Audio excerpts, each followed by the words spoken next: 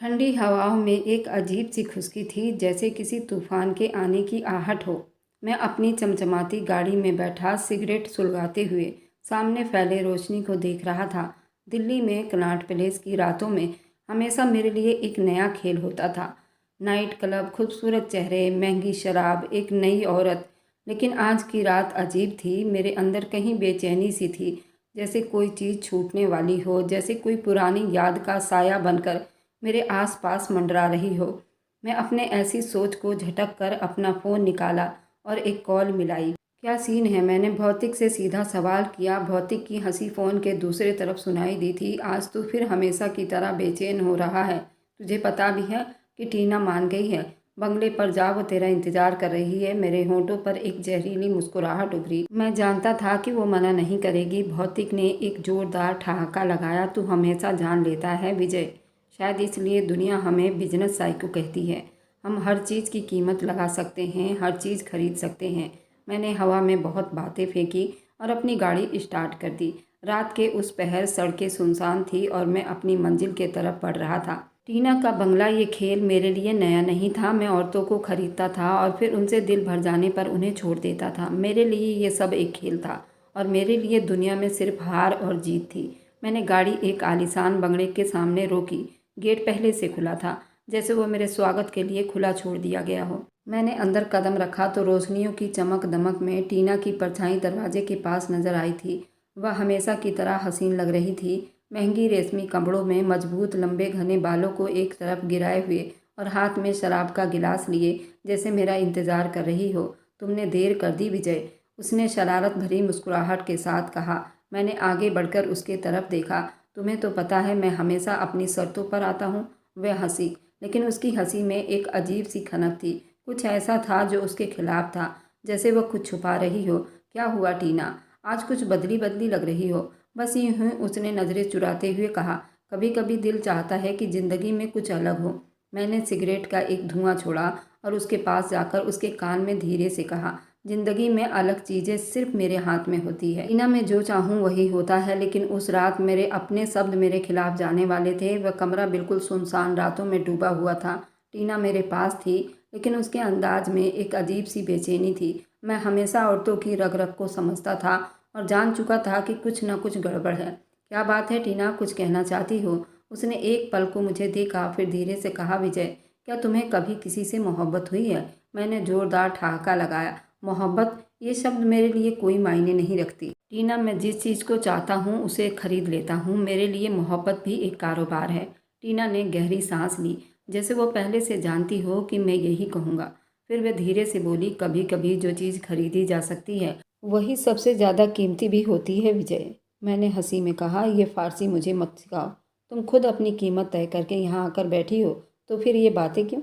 शायद ये मेरे लिए आखिरी बार हो विजय। मुझे उसके शब्दों में छुपी दर्द का अंदाज़ा ना हुआ, ना मैंने उसे ज़्यादा अहमियत दी थी। मैंने उसे अपनी बाहों में भर लिया और वह सब कुछ हुआ जो हमेशा होता था। लेकिन अगली सुबह सब कुछ बदला हुआ था। जब मैं जागा तो कमरा खाली था। टीना जा चुकी थी और मेज पर एक चिट्ठी रखी थी।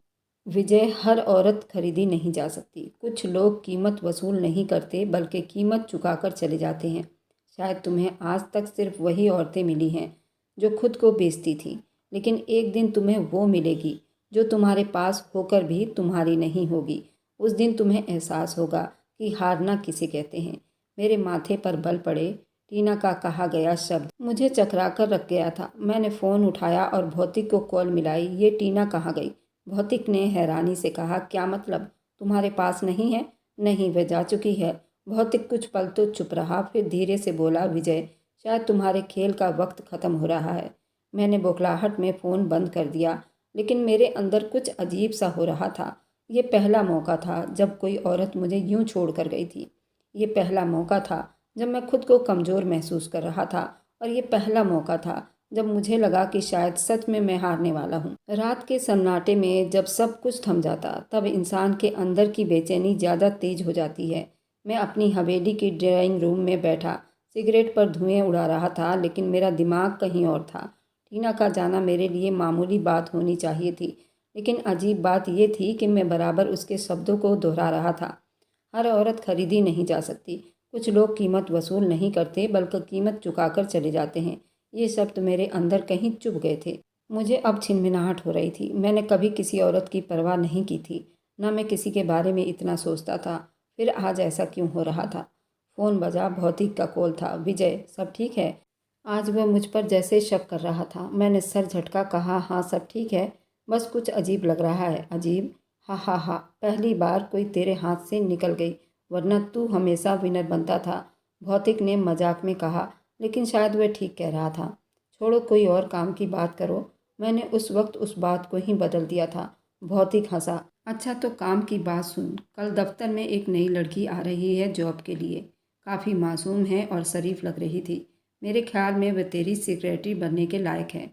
मैंने दिलचस्पी से पूछा, कौन है? ज़रूरतमंद लगती है मगर खुददार भी, चेहरे पर एक अलग सी मासूमियत है। बस मैंने सिगरेट को हाथ से मसल कर खड़ा हुआ था। मासूम देखेंगे कितनी देर तक मासूम बनी रहती है। अगली सुबह वह दफ्तर पहुंचा तो मैनेजर ने उसे खबर दी, सर एक किरण नाम की लड़की आपके इंटरव्यू के लिए बैठी हुई है। मैंने सर हिलाकर कहा कि उसको भेजो अंदर। कुछ पल बाद दरवाज़ा हल्के से खुला और वह लड़की अंदर आई। मैंने सर उठाकर देखा। सांवले से रंग की और बड़ी बड़ी आंखें, एक अजीब सी शराफत उसके चेहरे पर दिखाई दे रही थी। वह सच में एक अलग लड़की दिखाई दे रही थी, जैसे दुनिया के चकाचौंध से बिल्कुल अलग हो। मैंने हाथ के इशारे से उसी कुर्सी पर बैठने को कहा। वह चुप से बैठ गई, नजरें नीचे हाथों को मोड़ती हुई। मैंने उसकी फाइल को खोली। आपने ग्रेजुएशन की है, ये आपकी पहली जॉब होगी। उसकी आवाज़ धीमी थी मगर बड़े आराम से दे रही थी। आपको ज़रूरत क्यों है इस जॉब की? मैंने गहरी नज़रों से उसकी तरफ देखा। उसने पल भर अपनी आंखें बंद की, जैसे कोई बोझ उठा रही हो। मेरी माँ बीमार है और इलाज के लिए पैसों की खास ज़रूरत है। मैं हल्का सा मुस्कुराया। ज़रूरतमंद हो जी, लेकिन अपनी इज्जत से बढ़कर कुछ नहीं। उसके शब्दों में मजबूती थी। मैंने कुर्सी से टेक लगाकर गौर से उसका चेहरा देखा। इज्जत, ये दुनिया इज्जत वालों के लिए नहीं बनी किरण। यहाँ सबकी कीमत लगती है। कुछ अपनी मर्जी से बिक जाते हैं, कुछ मजबूरी में। सवाल सिर्फ कीमत का है। उसने चौंक कर मेरी तरफ देखा, लेकिन जल्दी नजरें झुका ली। सर मैं यहाँ नौकरी के लिए आई हूँ, कोई और बात नहीं सुनना चाहती हूँ।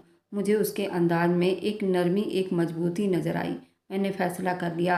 अब खेल शुरू हो चुका था। ठीक है, तुम्हें जॉब मिल गई है, तुम मेरी पर्सनल सेक्रेटरी रहोगी। तुम्हें तुम्हारी उम्मीद से ज़्यादा तनख्वाह भी मिलेगी, मगर काम भी ज़्यादा होगा। उसकी आंखों में एक पल के लिए खुशी की चमक आई, मगर जल्दी ही वह साफ शब्दों में बोली, धन्यवाद सर, मैं आपका काम बिल्कुल ईमानदारी से करूंगी। देखते हैं कितनी ईमानदारी बाकी है तुम्हारे अंदर। मैंने दिल में सोचा और मुस्कुरा दिया। अगले कुछ दिनों में मैंने महसूस किया किरण काम करने में बहुत ईमानदार थी। वह अपने काम से काम रखती थी, किसी से ज़्यादा बात नहीं करती और हद से ज़्यादा चुप रहती थी। मैंने कई बार उसे अपनी तरफ ध्यान दिलवाने की कोशिश की, मगर वह हमेशा दामन बचा लेती। किरण आज लंच मेरे साथ करोगी, कुछ पर्सनल समस्या डिस्कस करने हैं। माफ़ कीजिए सर, लंच घर से लाती हूँ और अपने केबिन में बैठकर खा लेती हूँ। अच्छा तो ऑफिस में भी साधारण सूट सलवार में आती हो?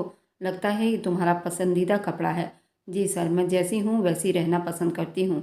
मुझे अब जिद होने लगी थी। ये लड़की सच में बिल्कुल अलग थी। मैंने कई बार उसे इशारों में ऑफ़र भी दी थी, लेकिन वह साफ बच निकलती थी।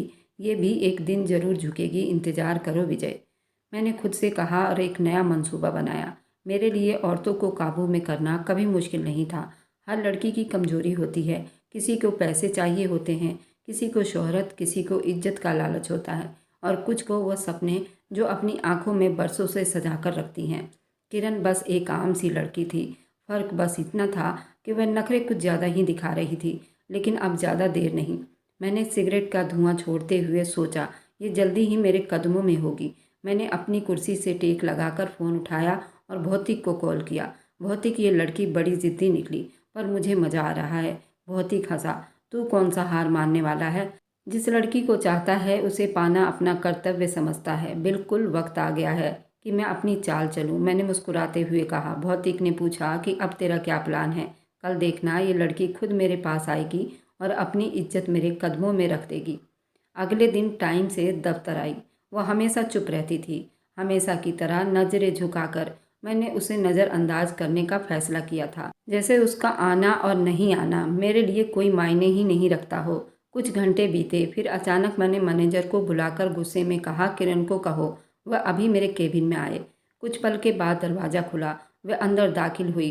जी सर, उसने धीमे शब्दों में कहा। मैंने बिना उसके तरफ देखे उसे कहा, फाइल मेज पर रख दो। ये सब चेक करो और शाम तक फाइनल करके मुझे दे दो। वह चुप से आगे बढ़ी और फाइल उठा ली, लेकिन जाने से पहले बोली, सर मैं कुछ कहना चाहती हूँ। मैंने चेहरा उठाया, माथे पर बल डालते हुए बोला, सर मैंने कल आपकी बात पर सारी रात सोचा। अच्छा? वह हल्का कांपते हुए बोली, अगर मैं अपनी नौकरी बचाने के लिए आपकी शर्त मान लूँ तो क्या आप वादा करेंगे कि उसके बाद मुझसे कोई गलत चाहत नहीं रखेंगे? मेरे होठों पर कमीनी मुस्कुराहट उभरी थी, पर मैंने उसे छुपा लिया था और एक गहरी सांस ली और बोला, मैं कोई ज़बरदस्ती करने वाला इंसान नहीं हूँ। अगर आपको बुरा लगा हो तो मैं माफ़ी चाहता हूँ। ये सुनकर वह जल्दी हैरान रह गई। उसकी आंखों में उलझन थी, जैसे वो मेरे जवाब की उम्मीद नहीं कर रही थी। मगर आपने कहा था कि। मैंने नरमी से कहा, हाँ हाँ मैंने कहा था, लेकिन मैं तुम्हें मजबूर नहीं करूँगा। वह कुछ समय चुप रही, फिर धीरे से बोली, धन्यवाद। वैसे मैं एक आखिरी ऑफ़र देता हूँ। मैंने कुर्सी से उठकर कहा, अगर तुम चाहो तो मैं तुम्हारी मदद कर सकता हूँ। तुम्हारी माँ के इलाज के सारे खर्च उठाने को तैयार हूँ, बिना किसी शर्त के। किरण ने मेरी तरफ आश्चर्य से देखा, जैसे उसे मेरे बदलते हुए अंदाज पर भरोसा न हो। क्या सर, आप सच में मेरी मदद करना चाहते हैं? मैंने बड़ी शराफत से कहा, क्योंकि मुझे लगता है कि तुम इस मदद की हकदार हो। उसके चेहरे पर कई तरह के रंग बिखरे, हैरानी, परेशानी, शायद किसी हद तक उसे तसल्ली भी हो गई थी। अगर सच में ऐसा है तो मैं बहुत आभारी हूँ सर आपकी। ये कहकर वह बाहर निकल गई और मैंने एक मुस्कुराहट के साथ लंबा सांस लिया।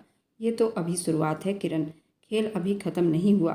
कुछ दिन के बाद किरण ने मेरी हर बात स्वीकार कर ली थी और मैंने उसके लिए एक प्राइवेट अस्पताल में उसकी माँ का अच्छा इलाज करवाना शुरू कर दिया था। अब वो मेरी बहुत आभारी थी और यही मैं चाहता था। उसके दिल में मेरे लिए सम्मान पैदा हो गए। एक दिन जब वह ऑफिस में मेरे सामने खड़ी थी, मैंने धीरे से कहा, किरण, क्या आपको कभी लगा है कि इंसान की किस्मत एक पल में बदल सकती है? वह चौंक कर बोली, जी सर, कभी कभार जो लोग हमें सबसे ज़्यादा नापसंद होते हैं, वक्त के साथ वही सबसे ज़्यादा करीब आ जाते हैं। वह चुप रही। मैंने आगे बढ़कर फाइल बंद की और कहा, शाम में एक मीटिंग है, मेरे साथ चलना होगा। मगर सर, ये बिजनेस मीटिंग है, कुछ और नहीं। वह बोलने लायक नहीं रही और इस बात पर सर हिला दिया। शाम को मैं उसे अपने साथ एक रेस्टोरेंट में ले गया। वह बहुत नर्वस थी, मगर चुप रही। मगर खाने के बीच मैंने हल्के से उसके हाथ पर हाथ रखा तो वह जल्दी से पीछे हट गई। सर, मेहरबानी होगी आपकी। मैंने पहले ही कहा था कि मैं सिर्फ जॉब के लिए यहाँ आई हूँ। किरण, ये सिर्फ एक बिजनेस डिनर है।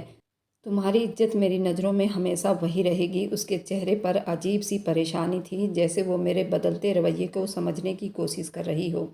लेकिन मुझे पता था, मैं ये खेल जीतने वाला हूँ। मैं हमेशा अपने शिकार को बेखबरी में काबू किया करता था। किरण भी जल्दी या देर में मेरी होगी, ये सिर्फ वक्त की बात थी। वक्त एक अजीब चीज़ है, कभी तेज़ी से बीतता है और कभी रेंगता हुआ महसूस होता है। मगर जब कोई आदमी जिद्दी में होता है, वक्त को झुकाने की कोशिश करता है। वह हमेशा चौकन्नी रहती थी, ज़रूरत से ज़्यादा चुप और हद से ज़्यादा खुददार। मैंने अपने तरीके से आजमानी शुरू की, कभी नरमी, कभी गुस्सा, कभी पैसा, कभी इज्जत। मगर वह किसी तरह काबू में नहीं आ रही थी। लेकिन एक दिन मौका खुद चलकर मेरे पास आया। सर, मुझे आपसे कुछ बात करनी है। और उसके चेहरे पर परेशानी के असर दिखाई दे रहे थे। मैंने मुस्कुराकर कुर्सी से टेक लगा दिए। बैठो किरण, क्या समस्या है? बस सर झुकाए। मेरी माँ के अस्पताल के खर्चे बहुत ज़्यादा हो रहे हैं और मुझे कुछ पैसों की मदद चाहिए। मेरे होठों पर एक जहरीली मुस्कुराहट आई, मगर मैंने उसे महसूस नहीं होने दिया था। किरण, तुम्हें बस इतनी सी बात के लिए इतनी हिचकिचा रही हो। मैं नरम शब्दों में कहा, तुम्हें मालूम है मैं तुम्हारी मदद के लिए हमेशा तैयार हूँ। जी सर। लेकिन वह चुप हो गई। बोलो, मैंने जानबूझकर अपने शब्दों को मिठास भरा। मैं चाहती हूँ कि आप जो भी मदद करें उसका हिसाब रखें, ताकि मैं सब कुछ लौटा सकूं। मैंने हल्के से कहा, तुम सच में अजीब लड़की हो। दुनिया में सब कुछ पैसों में नहीं तौला जाता। कुछ संबंध, कुछ रिश्ते बेमोल भी हो सकते हैं। वह चुप रही। मैंने मौका देखकर कहा, चलो एक काम करते हैं, आज रात मेरे साथ डिनर पर चलो। बस आपस में कुछ नॉर्मल बातचीत करेंगे। उसने चौंक कर मेरी तरफ देखा। सर, ये ठीक नहीं होगा। मैं तुम्हारे साथ ज़बरदस्ती नहीं कर रहा। ये एक सीधा साधा डिनर है। अगर तुम्हें बुरा लगेगा तो हम जल्दी वापस आ जाएंगे। वह गहरी सोच में पड़ गई। मैं जानता था कि वह शक में पड़ चुकी है। आखिरकार उसने धीरे से कहा, ठीक है सर, लेकिन सिर्फ एक बार। मेरे चेहरे पर सुनते ही जीत की चमक आई। ये हुई ना बात। मैंने खास तौर पर डिनर के लिए एक प्राइवेट जगह चुन रखा था, एक ऐसा रेस्टोरेंट जहां सिर्फ अमीर लोग जाते थे। मैंने उसे कार में दरवाज़ा खोलकर बैठाया। मगर वह अभी चौकन्नी थी। रेस्टोरेंट में दाखिल होने के बाद मैंने उसके लिए अच्छा सा खाने का ऑर्डर किया और खुद उसके चेहरे के हाव भाव को नोट करने लगा। तुम हमेशा इसी तरह चुप रहना पसंद करती हो या जिंदगी ने तुम्हें ऐसा बना दिया है? उसने हैरान होकर मुझे देखा, जैसे वो मेरी इस बात के लिए तैयार ना हो। मुझे नहीं मालूम सर, शायद कुछ चीज़ वक्त के साथ बदल जाती है। जैसे क्या? जैसे भरोसा। ये सुनकर मैंने गहरी नज़रों से उसे देखा था। क्या तुम्हें मुझ पर भरोसा नहीं? सर, भरोसा वक्त मांगता है और कुछ लोग वक्त देने के लायक नहीं होते। मैं हंसा। तुमने ज़बरदस्त बात कही, मगर याद रखो, कभी कभी वक्त ही वो चीज़ होती है जो इंसान के पास नहीं होती। वह चुप हो गई। मैंने बात को ही बदल दिया और हम खाने में बिजी हो गए। वापसी के वक्त मैंने कार रोकी और दरवाज़ा खोला। वह अंदर बैठी, मगर अब वो पहले से ज़्यादा बेचैन लग रही थी। किरण, एक बात कहूँ? जी सर। कभी कभी खुद पर काबू रखना अच्छा होता है, मगर हमेशा नहीं। अगर इंसान खुद को बहुत ज़्यादा रोक कर रखे तो वह जीना भूल जाता है। उसने कोई जवाब नहीं दिया। मैंने मुस्कुराकर गाड़ी आगे बढ़ा दी, लेकिन मुझे मालूम था कि अब धीरे धीरे उसके लिमिट की दीवारों में दरार आ रही थी। ये सिर्फ वक्त की बात थी। वक्त के साथ साथ मैंने किरण के चेहरे के असर में बदलाव देखा।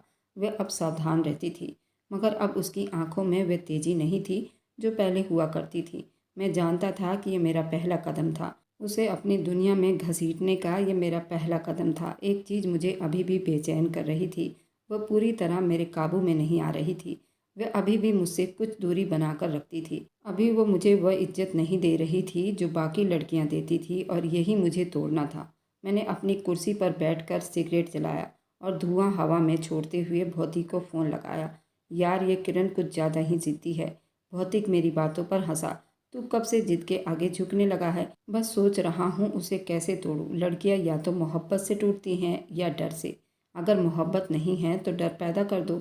मैंने अपनी सिगरेट की राख को झाड़ दी और हल्का सा मुस्कुराया। अगली सुबह वह दफ्तर में दाखिल हुई तो मैंने जानबूझकर उसे पूरा नज़रअंदाज किया था। वह हमेशा मेरी टेबल पर रोज़ाना फाइल रख देती थी, लेकिन आज मैंने एक नज़र भी उसकी तरफ नहीं देखा। तो वह दोपहर को हिचकिचाते हुए मेरे पास आई थी। सर, कल आपने कुछ फाइल चेक करने को दी थी। मैं कुर्सी से टेक लगाकर सिगरेट को जलाया और कहा, रहने दो किरण, अब तुम्हारी ज़रूरत नहीं। वह ठिठक कर रह गई। सर, मैंने कुछ गलत किया है? मैं कमीनी मुस्कुराहट के साथ उसे देख रहा था। तुम्हारी सबसे बड़ी गलती यह है कि तुम्हें नहीं मालूम कि तुम किसके साथ काम कर रही हो। सर, मैं समझी नहीं। मैंने अपनी आवाज़ में थोड़ा गुस्सा भरा। देखो किरण, मैं तुम्हारे साथ नरमी से पेश आया, तुम्हें इज्जत दी, तुम्हारी माँ के इलाज का खर्चा उठाया, और तुम अब भी मुझे सबकी नज़रों से देख रही हो। सर, मैंने कभी बस जोर से मेज पर हाथ मारा। वह बिल्कुल सहम गई। कमरे में चुप्पी छा गई। मैंने उसे गहरी नज़रों से देखा और धीरे से कहा, अब भी वक्त है किरण, खुद को मुश्किल में मत डालो। तुम जानती हो कि दुनिया में कुछ भी मुफ्त में नहीं मिलता। उसकी आंखों में भी बेबसी उभर आई थी। मैं जानता था कि ये पल था जहाँ ज़्यादातर औरतें झुक जाती थीं, मगर किरण की नज़रों में एक अजीब सी हिम्मत थी। सर, मैंने कभी नहीं सोचा था कि आप ऐसा कहेंगे। मैंने कुर्सी पर बैठे हुए कहा, यह दुनिया वैसी नहीं जैसी तुम सोचती हो किरण। यहाँ इज्जत भी पैसों से खरीदी जाती है। नहीं सर, सब कुछ नहीं खरीदा जा सकता। देखेंगे, मैंने हल्का सा मुस्कुराकर कहा। रात को मैं अपनी फ्लाइट में बैठा था। सामने खिड़की से शहर की रोशनी झिलमिला रही थी, मगर मेरे दिमाग में सिर्फ एक ही चीज़ थी, ये लड़की इतनी सख्त क्यों है? आखिर कब तक बचेगी? मैंने खुद से कहा। उसी वक्त मेरा फ़ोन बजा। भौतिक का कॉल था। यार सुन, एक ज़बरदस्त आइडिया है। मैं उससे बोर हो गया था। मैंने कहा, क्या? किरण के माँ का इलाज तुम करवा रहे हो ना? अगर वे अस्पताल से निकाल दी जाए तो? मैंने कुछ पल सोचा, फिर मुस्कुरा दिया। भौतिक, आज पहली बार तुमने कोई अक्लमंदी की बात की है। अगली सुबह दफ्तर में दाखिल हुई, आंखों में आंसू और चेहरे पर गहरी परेशानी। सर प्लीज़, मेरी मम्मी को अस्पताल से निकाल दिया गया है। वह बहुत बीमार है। और मैं कुर्सी पर आराम से बैठकर उसे देखा। सर प्लीज़, मैं कुछ भी करने को तैयार हूँ, बस आप अस्पताल से बात करें। मेरे अंदर जीत की एक लहर दौड़ गई। मैंने सिगरेट सुलगाते हुए कहा, कुछ भी। वो पल भर चुप रही, फिर धीरे से बोली, जी सर, कुछ भी। मैं मुस्कुराकर कहा, ठीक है, फिर आज मेरे साथ चलो एक डिनर के लिए। बस एक रात में तुम्हारी माँ को अस्पताल में अच्छा इलाज मिलेगा। वह घबरा गई थी। उसके होंठ कांपने लगे थे, आंखों में आंसू झिलमिला रहे थे। सर, मैं कैसे? फैसला तुम्हारे हाथ में है किरण। या तो तुम एक मौका ले लो या तुम्हारी माँ सड़क पर रहेगी। कुछ पल वह कुछ न कह सकी। उसकी आंखों में बहुत घबराहट थी। फिर आखिरकार उसने धीरे से कहा, ठीक है सर, मैं चलूँगी। मेरे अंदर खुशी की एक लहर दौड़ गई। मैंने जीत का मजा लेते हुए कहा, शाबाश किरण, तुमने अक्लमंदी की बात की। उसी रात मैंने उसे एक 5 स्टार होटल में बुलाया था। वह साधारण कपड़ों में थी, मगर उसकी आंखों में एक अजीब सी घबराहट थी, जैसे वह अपने जिस्म को काट चुकी हो। मैंने शराब का गिलास खोला और मुस्कुराकर कहा, ये लो किरण, कुछ पियो ताकि तुम्हें रिलैक्स महसूस हो। नहीं सर, मैं ये सब नहीं करती। अच्छा तो क्या करती हो? मैंने थोड़ा गुस्से में कहा। मैं अपनी माँ के लिए आई हूँ बस। मैंने ठहाका लगाया, और मैं तुम्हारे लिए? किरण आज रात सिर्फ मेरे लिए। वह चुप रही, आंखें नीचे कर ली। मैंने कुर्सी से उठकर उसकी थोड़ी को छुआ, मगर उसने जल्दी पीछे हटकर आंखें बंद कर ली। सर प्लीज, मैंने हंसते हुए कहा, तुम इतनी डर क्यों रही हो? इस वक्त मैं तुम्हारा बॉयफ्रेंड हूँ, मालिक नहीं। मैंने जल्दी से गुस्से में आ गया था। तो फिर तुम्हारी माँ के लिए तुमने जो वादा किया था? उसकी आंखों से आंसू बहने लगे। सर प्लीज, मुझ पर तरस खाओ, मैंने गुस्से से कहा। जब मैंने तुम्हें पहली बार देखा था तब तरस करने का सोचना चाहिए था। अब बहुत देर हो चुकी है किरण। लेकिन उसी वक्त मेरे फ़ोन पर एक मैसेज आया, भौतिक का। विजय, अभी रुक जाओ, तुम जिस खेल को खेल रहे हो वो तुम्हें ही जाल में फंसा देगा। मैंने हैरानी से फ़ोन की स्क्रीन देखी, और एक पल के लिए मेरे अंदर कोई चीज़ कांप कर रह गई थी। किरण मेरी तरफ देख रही थी, आंखों में वही डर, वही बेबसी, लेकिन कहीं न कहीं वह मुझ पर भरोसा भी था। पहली बार मुझे ऐसा लगा जैसे मैं सच में हार रहा हूँ। मैंने जल्दी से फ़ोन बंद किया और नज़र उठाकर किरण को देखा। वह अभी भी वहीं थी, आंखों में आंसू, होंठ काँप रहे थे, मगर वह भी अपनी जगह खड़ी थी। टूटी नहीं थी, बिखरी नहीं थी। ये क्या था? मैंने सोचा था कि आज की रात के बाद ख़त्म हो जाएगा, मैं जीत जाऊंगा, और किरण भी वो लड़कियों की तरह मेरे बीते हुए कल का हिस्सा बन जाएगी। मगर अब सब कुछ बदल गया था। सर प्लीज़, आपको जो चाहिए आप ले सकते हैं, लेकिन मेरी माँ को तकलीफ़ ना पहुँचाइए। उसकी आवाज़ में दर्द था, मगर फिर भी कहीं न कहीं एक भरोसा उसके अंदर चमक रहा था। मैंने मेज पर उंगलियां बजाई, जैसे कोई फैसला करने की कोशिश कर रहा हूँ। बैठो। वो फिर से हिचकिचाते हुए मेरे सामने वाली कुर्सी पर बैठ गई। किरण, तुम्हें क्या लगता है मैं कैसा इंसान हूँ? ये सवाल उसके लिए इतना अजीब था, वह जल्दी जवाब न दे सकी। मैं उसके तरफ देखकर अपना सवाल दोहराया, बोलो, तुम्हारे ख्याल में मैं कैसा इंसान हूँ? उसने गहरी सांस ली। पहली बार आंखें उठाकर उसने मेरी आंखों में देखा था। आप एक ऐसे आदमी हैं जिसके पास सब कुछ है मगर कुछ भी नहीं। मैंने जोरदार ठाका लगाया, मगर अंदर कहीं कोई चीज़ चुभ रही थी।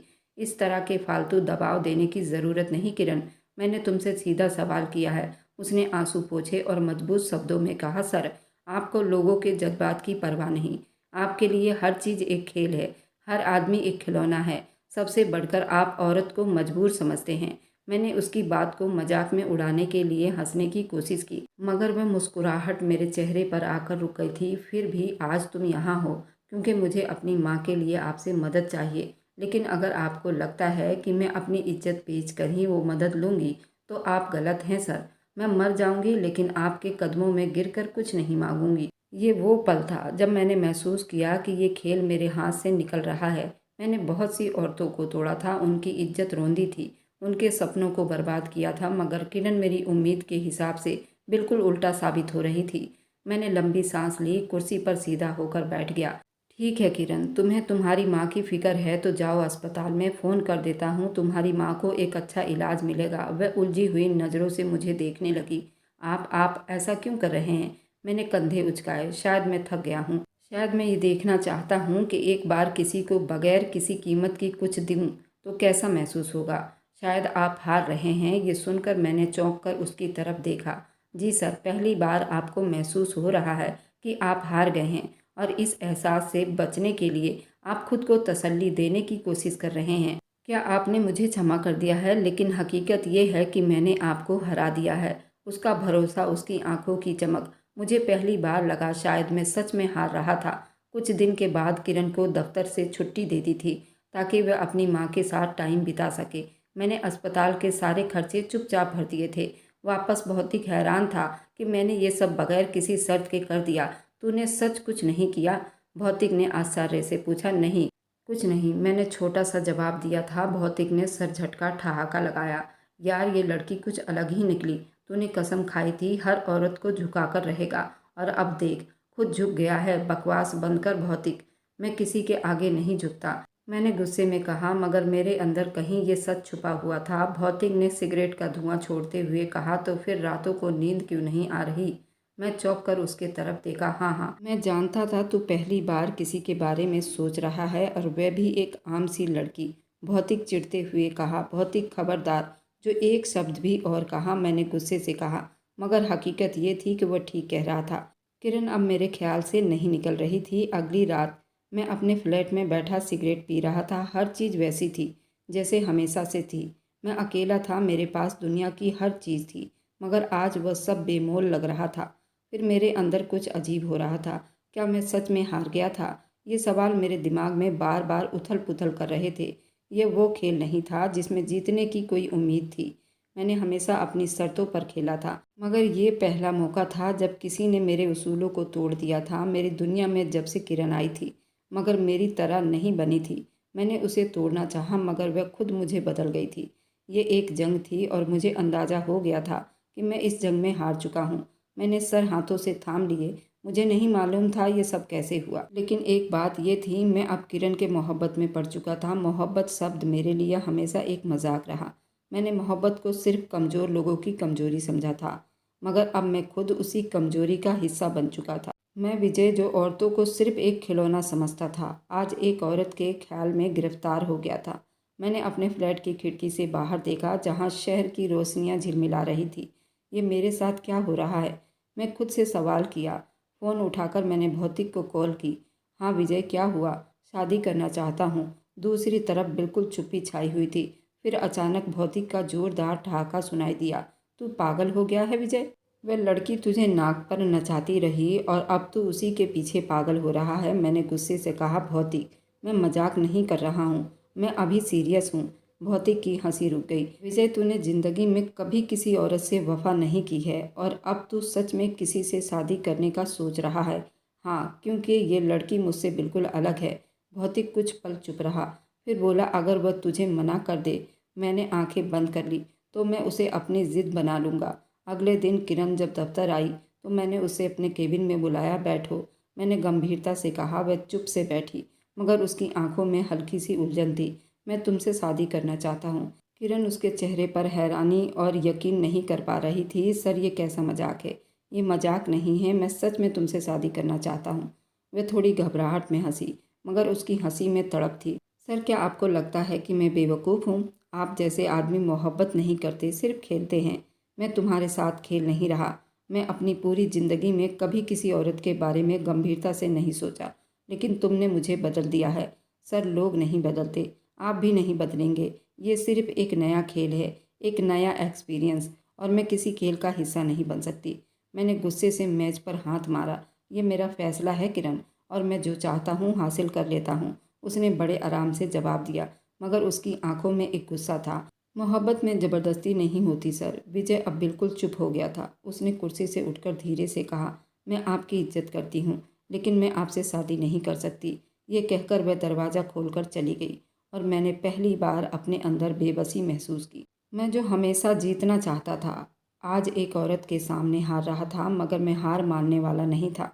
मैं तुम्हें किसी भी कीमत पर अपना बनाकर रहूँगा, मैंने खुद से वादा किया। मैंने अपनी पूरी ज़िंदगी में कभी किसी चीज़ के लिए नहीं सुना था। अब एक औरत, वह भी वह औरत जिसे मैंने खुद झुकाने की कोशिश की, वह मुझे मना करके चली गई। मेरे अंदर जैसे आग भड़क उठी थी। ये मोहब्बत थी या जिद, मैं नहीं जानता था। मैं बस एक चीज़ जानता था, किरण मेरी होगी, किसी भी कीमत पर। अगले दिन दफ्तर में वो पहले की तरह काम कर रही थी, जैसे कल कुछ हुआ ही ना हो।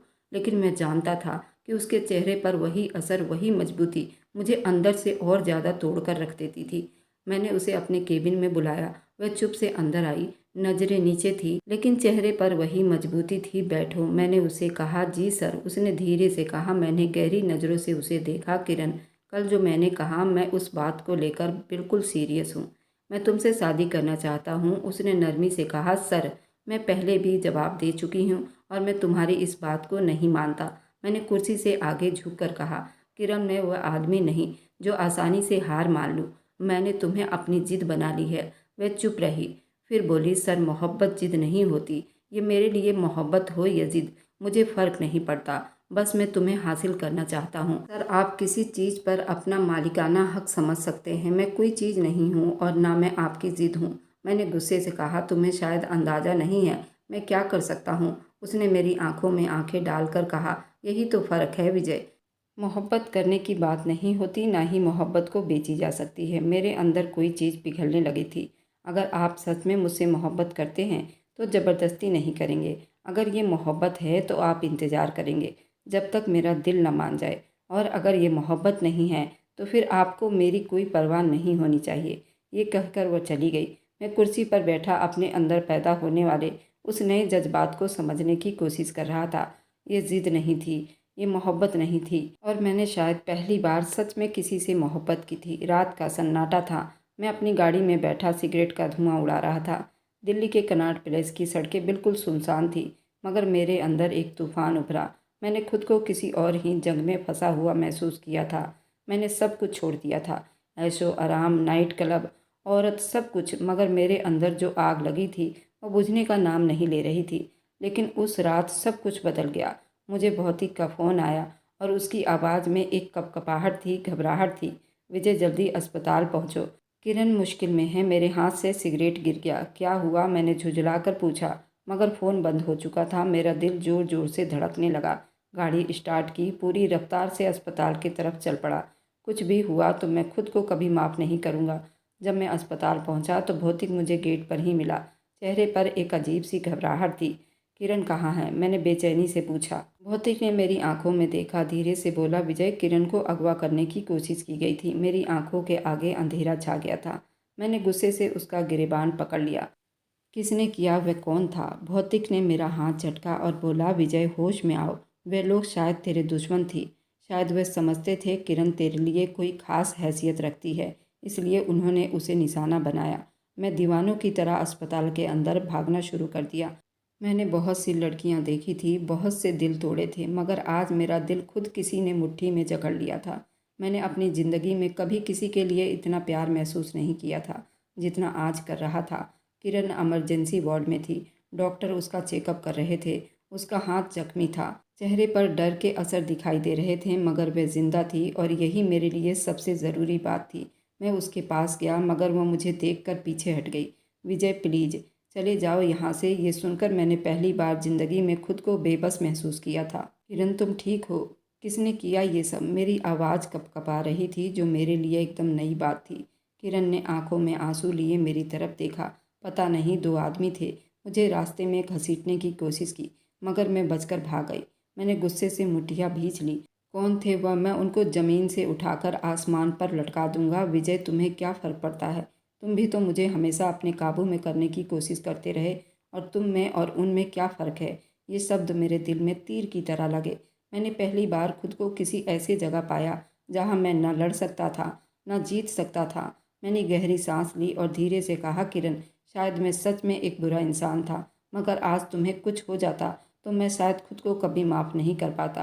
किरण की आंखों में नमी थी, मगर वह अब भी मजबूती से खड़ी थी। मोहब्बत ज़बरदस्ती से नहीं जीती जा सकती विजय। अगर तुम सच में मुझे चाहते हो तो साबित करो। मुझे आज़ाद कर दो, मुझे खुद से फैसला करने दो। ये कहकर उसने आंखें बंद कर ली और मैं वहाँ अस्पताल में पहली बार सोच रहा था, शायद मोहब्बत सच में जिद से ज़्यादा ताकतवर होती है। जिंदगी हमेशा मेरे काबू में थी, मगर अब जैसे रेत मिट्टी सी फिसलने लगी थी। मैं विजय, जो हमेशा अपनी मर्जी से खेल खेला करता था, आज एक ऐसे खेल में था जिसके उसूल मुझसे छुपे हुए थे। किरण के किडनैप की कोशिश ने मेरे अंदर एक अजीब सा आग भड़का दिया था, एक ऐसी आग जिसे मैं नज़रअंदाज नहीं कर सकता था। मैंने अपनी ज़िंदगी में बहुत दुश्मन बनाए थे, मगर किसी की हिम्मत नहीं थी वह मुझ पर वार कर सके। लेकिन अब जब किरण निशाना बन गई थी तो मुझे महसूस हुआ कि शायद मेरे हाथ में ताकत होने के बावजूद कमज़ोर था। विक्रम, ये नाम सुनते ही मेरा खून खौल उठा था। मैंने उसे कई बार बिजनेस के मामले में पीछे धकेल दिया था, मगर मुझे अंदाज़ा नहीं था वो मुझसे यूं बदला लेने की कोशिश करेगा। मैंने हमेशा सुना था कि दुश्मन को कमज़ोर समझना सबसे बड़ी गलती होती है, और शायद मैंने यही गलती कर दी थी। अस्पताल के दरवाजे से बाहर खड़ा था और मेरे हाथों की मुट्ठियाँ जोर से बंद हो गई थी। मेरे अंदर गुस्सा उबल रहा था, मगर उसी पल मुझे किरण का चेहरा याद आया। वह डर, उसके आंखों में बेबसी। मैं तुम्हें कभी माफ़ नहीं करूँगा विक्रम। और अपने फ़ोन से भौतिक को कॉल मिलाया। मुझे विक्रम चाहिए अभी। भौतिक कुछ पल चुप रहा, फिर धीरे से बोला, विजय तू सोच ले, अगर ये कदम उठाएगा तो वापसी मुमकिन नहीं होगी। मैंने गुस्से में मुस्कुराया था। भौतिक, मैंने कभी वापसी का रास्ता चुना ही नहीं। मैं बस एक ही उसूल पर यकीन करता हूँ, जो मेरे रास्ते में आएगा मैं उसे मिटा दूंगा। रात के 2 बज रहे थे और मैं और भौतिक एक पुरानी बंद फैक्ट्री के बाहर खड़े थे। मेरे अंदर कुछ और ही पल रहा था। मैं चाहता था आज विक्रम को पता चले वह किससे दुश्मनी कर बैठा है। हम जैसे ही अंदर पहुंचे, एक गार्ड हमारे तरफ आया, मगर मैंने एक पल खराब किए बगैर उसकी गर्दन पर गर्दन रख दिए। आखिरी बार पूछ रहा था, विक्रम कहाँ है? गार्ड की आंखों में डर था। वे अंदर है, मगर आप वहाँ नहीं जा सकते। मैं देख लूँगा, मैंने धीरे से कहा और गन उसके खोपड़ी पर दे मारा। वह नीचे गिर गया, शायद वो बेहोश हो गया था, और हम तेज़ी से अंदर की तरफ बढ़ गए। फैक्ट्री के आंगन में एक पुरानी मशीन के पास विक्रम बैठा सिगरेट पी रहा था, जैसे उसे पहले ही मालूम था कि मैं आ रहा हूँ। उसकी नज़रें जैसे मेरा इंतज़ार कर रही थी। विजय, उसने मुस्कुराहट के साथ कहा, आखिर तू भी यहाँ पहुँच ही गया। मैंने अपनी गर्दन सीधी की। तूने जो किया उसकी कीमत आज चुकानी होगी। विक्रम ने ठहाका लगाया, जैसे मैंने कोई बेवकूफ़ी की बात कर दी हो। कीमत? विक्रम कोई आम आदमी नहीं कि तेरे कहने पर झुक जाए। और रही बात किरण की, तो तू इतना क्यों तड़प रहा है? तू औरतों को खिलौना समझता है। ये शब्द मेरे लिए जहर से ज़्यादा कड़वे थे। चुप कर, मैंने गुस्से में गरज कर कहा। किरण का नाम अपनी गंदी जुबान पर मत ले। किरण, वरना क्या करेगा? विक्रम ने फिर से मुस्कुराकर कहा। उसकी आंखों में एक अजीब सी चमक थी। मगर विजय, अब सच में तू बच नहीं सकता। जो भी कहा हकीकत है। अब तू मोहब्बत में गिरफ्तार हो चुका है। मेरी उंगली ट्रिगर पर थी, मगर मेरा दिमाग बिल्कुल सुन्न हो गया था। विक्रम ने जैसे मेरी सोच पढ़ ली थी। देख, मैं तुझे मारने आया था, मगर अब तुझ पर तरस आ गया है। तू एक ताकतवर आदमी था, मगर आज एक लड़की के लिए तेरी आंखों में गुस्सा और बेबसी नजर आ रही है। भौतिक ने मुझे देखा, जैसे वह भी विक्रम की बातें सुनकर हैरान हो गया था। विजय, उसकी बकवास मत सुनो, भौतिक ने कहा, मगर मैं कुछ सुन नहीं रहा था। मोहब्बत में ज़बरदस्ती नहीं होती विक्रम। मुझे किरण के शब्द याद आ रहे थे। चल ख़त्म कर खेल। भौतिक ने मुझे झकझोड़ा। मैंने गन विक्रम के माथे पर रख दी, मगर मेरे हाथ काँप रहे थे। तू हार गया विजय। विक्रम ने आखिरी बार किया, क्योंकि तूने हमेशा ताकत पर यकीन रखा, मगर मोहब्बत ताकत से ज़्यादा मजबूत होती है। मेरी सांसें मेरे काबू में नहीं थी। मैंने धीरे से अपना हाथ गन से नीचे कर लिया था। तुझे मार सकता हूँ विक्रम। मेरी आवाज़ धीमी थी, मगर गुस्से में थी। मैंने आज पहली बार कुछ और सीखा। मैं किसी को ख़त्म करने नहीं आया, मैं खुद को बदलने आया हूँ। भौतिक हैरानी से बोला, विजय तू ये क्या कर रहा है? मैंने गहरी सांस ली और कहा, मैं पहली बार सही कर रहा हूँ। भौतिक, विक्रम ने ठहाका लगाया, शायद अब तू सच में एक मर्द बन रहा है। विजय, मैंने विक्रम की तरफ देखा और धीरे से कहा, अगर तू दोबारा किरण के पास भी आया, मैं तुझे जिंदा नहीं छोड़ूंगा। ये कहकर मैंने अपना मुंह मोड़ लिया और बाहर निकल गया। मेरे अंदर एक जंग छिड़ चुकी थी, और मैं जानता था ये जंग सिर्फ विक्रम के साथ नहीं थी, ये जंग मेरे अपने के साथ भी थी। मैंने हमेशा ताकत को सब कुछ समझा, मगर आज मुझे लग रहा था शायद सबसे बड़ी ताकत मोहब्बत होती है। मैं गाड़ी चलाते हुए बार बार किरण के चेहरे के बारे में सोच रहा था। वे आंखें जो हमेशा मेरे गुरूर को तोड़ देती थी, वे सब कुछ जो मेरी हैसियत याद दिला देती थी। भौतिक ने अपनी चुप्पी तोड़ी। विक्रम को जिंदा क्यों छोड़ा? मैंने ठंडे शब्दों में कहा, क्योंकि आज मैंने फैसला किया कि मैं किसी और को मारने के बजाय खुद को बदल लूँगा। ये वही विजय है जो कहता था दुनिया में ताकत ही सब कुछ है। मैंने धीरे से कहा, मगर अब मैं जान चुका हूँ कि मोहब्बत ताकत से ज़्यादा बड़ी चीज़ होती है, और ये भी जान गया हूँ कि मोहब्बत में ज़बरदस्ती नहीं होती। भौतिक ने हैरानी से मुझे देखा, जैसे वो मुझे पहचानने की कोशिश कर रहा हो, मगर खुद भी नहीं जानता था कि मैं कौन था। क्या मैं वही विजय था जो कभी औरतों को खिलौना समझा करता था? वह आदमी जो पहली बार किसी के लिए खुद को बदलने को तैयार था। मैं अगली सुबह अस्पताल पहुंचा, जहां किरण अपनी मां के साथ थी। वो मुझे देखकर कुछ पल चुप रही, फिर धीरे से बोली, आप यहाँ क्यों आए हैं? मैंने धीरे से कदम आगे बढ़ाए। तुमसे कुछ कहने आया हूँ। वह चुप रही, मगर मैं जानता था वह सुन रही है। मैंने हमेशा औरतों को मजबूर समझा, उन्हें अपने पैरों की धूल समझा, मगर तुमने मुझे वो आईना दिखा दिया जिसमें मैंने पहली बार खुद को देखा। मैंने हमेशा सब कुछ अपनी ताकत से हासिल किया, मगर तुमने मुझे बताया कुछ चीज़ें ताकत से नहीं मिलती, बल्कि कुर्बानी से मिलती है। किरण ने चौंक कर मेरी तरफ देखा। मैंने पहली बार किसी के लिए अपनी जिद छोड़ी है। मैंने सर झुकाकर कहा, और वह कोई और नहीं, तुम हो किरण। क्या मतलब? उसकी आवाज़ कांपी थी। मतलब यह कि तुम्हें हासिल करने की ज़िद में था, मगर अब मैं तुम्हें इज्जत देना चाहता हूँ। मैं तुमसे ज़बरदस्ती मोहब्बत नहीं करवाना चाहता। मैं चाहता हूँ कि अगर कभी तुम्हें लगे मैं सच में बदल गया हूँ तो तुम खुद मेरे पास आओ। ये कहकर मैंने जेब से कागज़ निकाला और उसके सामने रख दिया। ये क्या है? वह हैरानी से बोली। आज़ादी का रास्ता है किरण, मैंने मुस्कुराकर कहा। मैंने तुमसे ज़बरदस्ती शादी के लिए कहा था, मगर आज मैं तुम्हें कैद से आज़ाद कर रहा हूँ। मगर तुम कभी महसूस करो कि मैं सच में तुम्हारी मोहब्बत के काबिल हूँ तो खुद वापस आ जाना, अगर नहीं तो मैं हमेशा के लिए चला जाऊँगा। किरण के हाथ काँप रहे थे, मगर मैंने और ज़्यादा कुछ नहीं कहा। मैंने आखिरी बार उसकी आंखों में देखा और दरवाजे की तरफ बढ़ गया। क्या मोहब्बत लौट कर आएगी? मैं हवेली में वापस आया और अपनी पुरानी ज़िंदगी को ख़त्म करने का फ़ैसला कर लिया। वे सारी औरतें जिन्हें मैंने धोखा दिया था, रातें जो मैंने अय्यासी में बिताई थी, वे हर पल जिसमें मैंने औरतों की इज्जत को ख़राब किया था, मैं सब कुछ छोड़ने वाला था। मैंने अपनी कंपनी में औरतों के लिए एक अलग कंपनी खुलवाया था, जहां हर औरत को पूरे इज्जत के साथ नौकरी दी जा सकती थी। मैंने पहली बार दान देना शुरू किया, पहली बार अपनी माँ के साथ टाइम बिताना शुरू किया। मगर मेरे दिल में एक तड़प थी, क्या किरण वापस आएगी? 6 महीने के बाद मैं अपनी हवेली के छत पर बैठा था जब नौकर ने आकर बताया, सर कोई औरत आपसे मिलने आई है। मैंने हैरानी से पूछा, कौन है? वो कहती है आप उन्हें पहचान जाएंगे। मेरा दिल एक पल के लिए जोर से धड़का। मैं तेजी से नीचे आया और दरवाजे पर पहुंचते ही जैसे मेरी सांसें थम गई। सामने किरण खड़ी थी। उसकी आंखों में वही शक्ति थी, मगर उसके चेहरे पर आज कोई झिझक नहीं थी। किरण, मेरे होठों से बस यही निकला, आपने कहा था कि अगर मैं महसूस करूं आप सच में बदल गए हैं तो मैं वापस आ जाऊं। उसकी आवाज़ धीमी थी मगर मजबूत थी।